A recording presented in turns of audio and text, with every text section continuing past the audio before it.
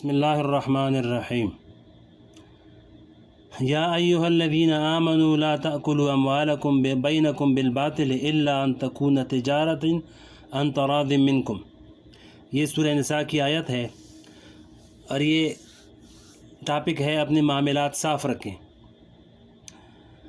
ये आयत जो मैंने आपके सामने तिलावत की है ये दीन के एक बहुत अहम रुकन से मुताल्लिक़ है।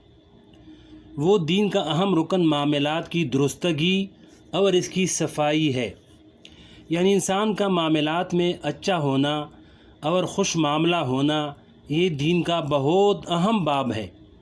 लेकिन अफसोस ये है कि ये दीन का जितना अहम बाब है हम लोगों ने इतना ही इसको अपनी ज़िंदगी से ख़ारिज कर रखा है। हमने दीन को सिर्फ़ चंद इबादात मसलन नमाज, रोज़ा, हज, ज़कात, उम्रा, वज़ाइफ़ और औराद पर मुनहसर कर लिया है। लेकिन रुपए पैसे के लेन देन का जो बाब है इसको हमने बिल्कुल आज़ाद छोड़ा हुआ है, गोया कि दीन से इसका कोई ताल्लुक़ ही नहीं। हालांकि इस्लामी शरीयत के अहकाम का जायज़ा लिया जाए तो नज़र आएगा कि इबादात से मुतालिक जो अहकाम हैं वो 1/4 हैं और 3/4 अहकाम मामलात और माशरत से मुताल्लिक़ है, यानी 3/4 दीन मामलात में है। फ़िक़्ह की एक मशहूर किताब है जो हमारे तमाम मदारिस में पढ़ाई जाती है और इस किताब को पढ़कर लोग आलिम बनते हैं। इस किताब का नाम है हिदाया।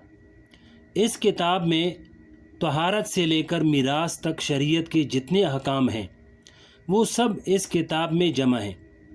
इस किताब की 4 जिल्दें हैं।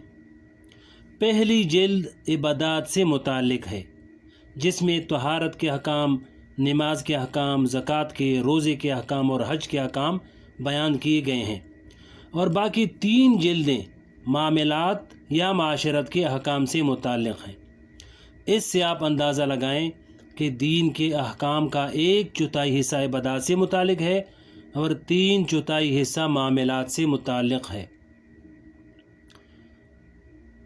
फिर अल्लाह ताला ने इन मामलात का ये मुकाम रखा है कि अगर इंसान रुपए पैसे के मामलात में हलाल और हराम का और जायज़ और नाजायज़ का इम्तियाज़ न रखे तो इबादात पर भी इसका असर वाक़या होता है कि चाहे वो इबादात अदा हो जाएं लेकिन इनका अजर व सवाब और इनकी कबूलियत मौकूफ़ हो जाती है, दुआएं कबूल नहीं होती।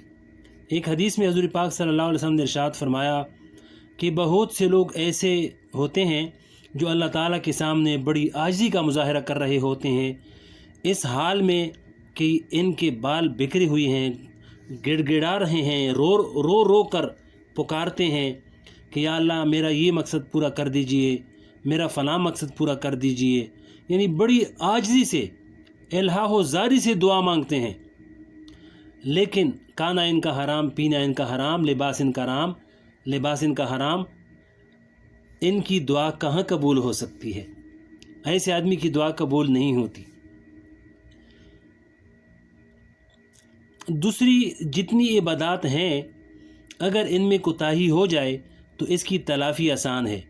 मसलन नमाज़ें छूट गई तो अब अपनी ज़िंदगी में क़ज़ा नमाज़ें अदा कर लो, और अगर ज़िंदगी में अदा न कर सको तो वसीयत कर जाओ कि अगर मैं मर जाऊं और मेरी नमाज़ें अदा ना हुई हों तो मेरे माल में से इसका फ़िदिया अदा कर दिया जाए और तौबा कर लो, इंशाअल्लाह अल्लाह ताला की यहाँ तलाफ़ी हो जाएगी।